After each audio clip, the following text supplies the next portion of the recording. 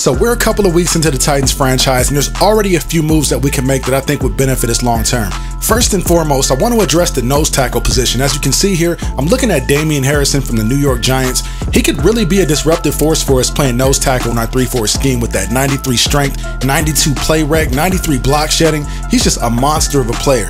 Now, another player that I'm considering is Linval Joseph from the Minnesota Vikings, and just like Harrison, he's really strong. He has good play rec, tackle, and block shedding. He's another piece that I could definitely fit into our defensive scheme. Now, another option I considered is Danny Shelton from the Cleveland Browns, and to me, he's really a mixture of both players that I mentioned before in Harrison and Joseph, and on top of that, he's still pretty young. He's only 24 years old, so he's still got roughly a couple more years to develop, and with the quick development trait, when it's all said and done, potentially he could be better than Harrison, so that's who we're going to target.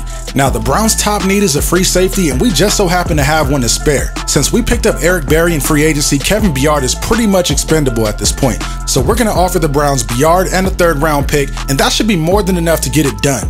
And without hesitation, the Browns agreed to the deal, and Shelton is now a member of the Tennessee Titans.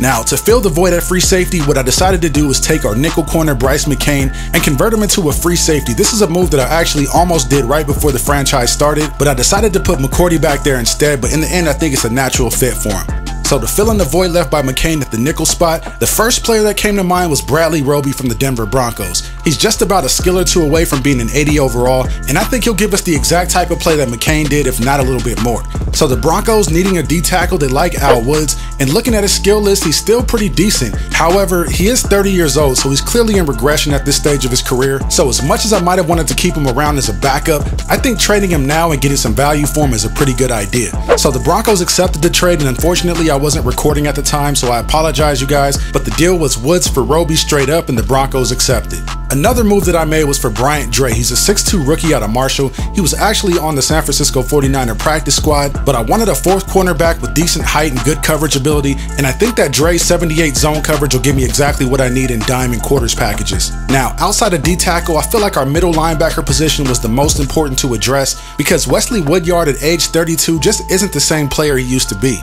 I wanted to get a little younger and more athletic at that position, and I think Zach Brown fits the bill almost perfectly at that position with the 88 speed, 88 pursuit, 86 play rec, and hit power. I think that's our guy. But in order to get the Bills on the phone, we needed to put Rashard Matthews on the trade block. He was really the only player they had any interest in, and I figured that we have more than enough depth at wide receiver, so why not? The Bills accepted the trade straight up, and Zach Brown is going to become one of the leaders on our linebacking corps. And like I mentioned before, the depth that we have at wide receiver is what made that deal possible. I think Kendall Wright could step right in and fill the void left by Matthews right away, and I'm not expecting any type of drop off from that position whatsoever. If anything, it might be an improvement because it adds more speed to an already fast wide receiver group, so we'll see how that plays out. Now, another player that I targeted to add some depth along the D-line is Lawrence Guy from the Baltimore Ravens. I feel like our defensive line takes a huge hit when guys have to come off the field to rest because after Jarrell Casey, the only other right defensive end on the roster right now is ANGELO BLACKSON. So I really wanted to add some depth at that position just so that our defensive line doesn't get crushed every time a player has to leave the field. And trading for Guy really wasn't that expensive. I just tossed him a 4th round pick, they agreed to terms, and Lawrence Guy is officially a member of the squad. Now, for the exact same reasoning that I just mentioned, I wanted to add a decent backup for DaQuan Jones. And believe it or not, I had BLACKSON listed in the backup spot for both defensive end positions, so bringing in a quality backup defensive end is definitely something that we need. So the deal got done for a 5th and a 7th, and by addressing both backup defensive end spots, I think we accomplished exactly what we needed to do. So here's a look at the defense after all the moves that we made today, and I think that we came out a lot better off than we started. What do you guys think? I'm curious to get your thoughts. Go ahead and drop me a comment down below.